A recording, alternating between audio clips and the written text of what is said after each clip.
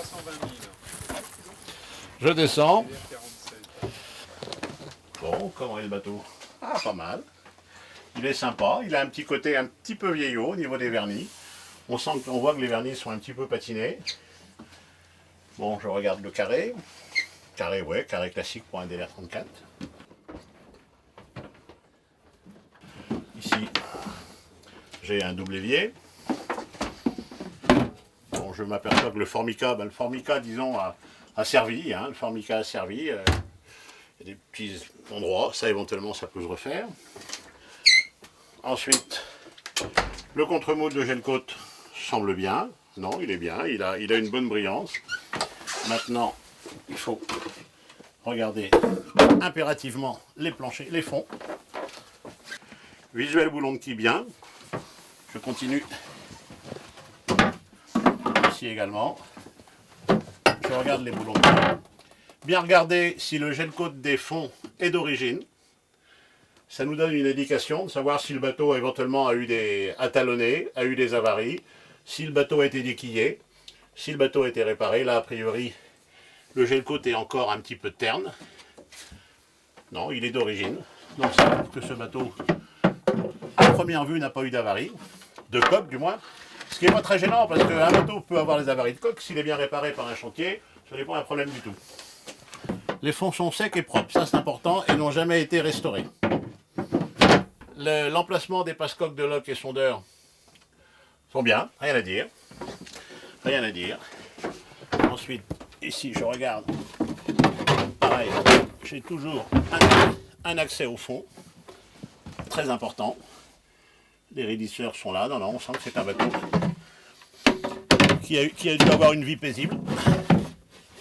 Pendant que je suis dans le carré, je jette aussi un œil à la cloison. La cloison avant. Bon, la cloison avant, il n'y a pas de jour indiquant que le bateau est plus travaillé d'une quelconque façon.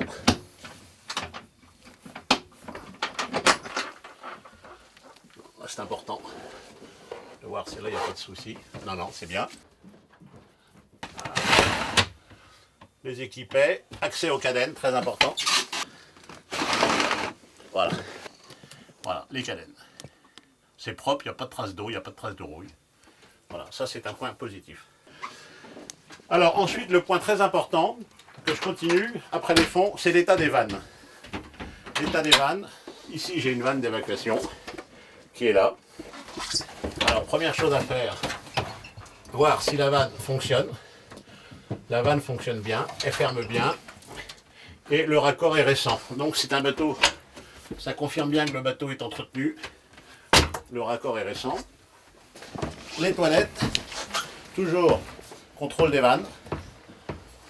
Les vannes marchent bien. Vannes et passe-coque.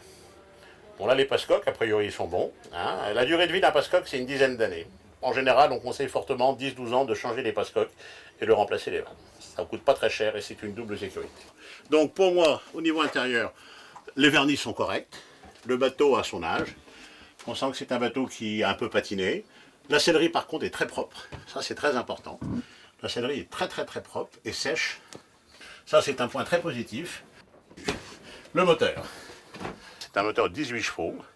Très important, la cale moteur est nickel.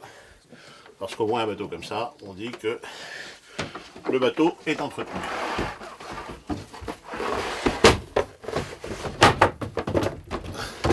Voilà. On va le regarder comme ça.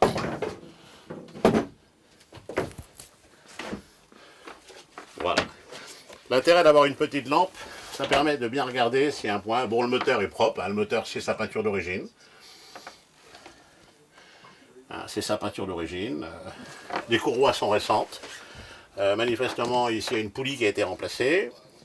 Il a les différentes... La vanne d'eau moteur est là, elle marche bien. 20 quarts de tour. Voilà. Pas de problème. Non, rien à dire. Je demanderai au vendeur quel est son nombre d'heures de marche. Table à carte. Table à carte, bon, ben bien. Ah, si, voilà, il a exactement ce bateau 1600 heures de marche. C'est une chose. Donc il a une jauge, il a un ampèremètre et un voltmètre. Il a un tableau classique avec des disjoncteurs hein, et des fusibles. Il a également un tableau qui a été rapporté pour ce qui était pilote, GPS et VHF. Il a un petit GPS, hein, un MLR, et il a une petite VHF. Et ici, il a un radar sur une, ce qui est bien. Donc c'est un bateau qui est bien équipé, qui a un équipement très complet en navigation hauturière. Petit rangement pour les cartes, pas de problème. La sellerie est propre. Moi je suis très agréablement surpris de voir la qualité de la sellerie en général. Alors, cabine arrière. Dite cabine du propriétaire.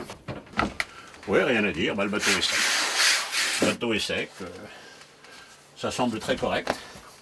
Je fais un contrôle.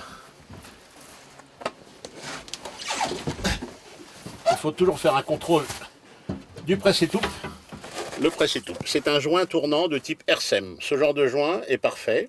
Ça évite d'avoir un presse-étoupe à treste. Et en général, c'est étanche à 100%. Simplement, il faut les changer tous les 7 ans. Donc je demanderai au vendeur à quel moment ce presse-étoupe a été remplacé. Le pot d'échappement en inox est de qualité. Donc là aussi, il n'y a pas de problème. Ici, il y a un placard à cirer. Bon, c'est intéressant en regardant. On a un visuel sur la coque. La liaison coque-pont est bien sèche. Il y a un chauffage. Et ici, j'ai le robinet d'arrêt du gaz qui se trouve ici. C'est important parce qu'en double sécurité, ça me permet d'isoler le circuit de gaz du bateau. Voilà. Bon, pareil, je regarde. Non, le bateau est sec. Le bateau est sec. Non, ce bateau est bien. J'aurais voulu voir où se trouvaient les batteries. Voilà, donc les batteries, ce sont des batteries étanches. Bien, on voit à leur aspect qu'elles sont récentes. Elles sont dans un logement prévu à cet effet. Et avec une ventilation en façade. Donc rien à dire.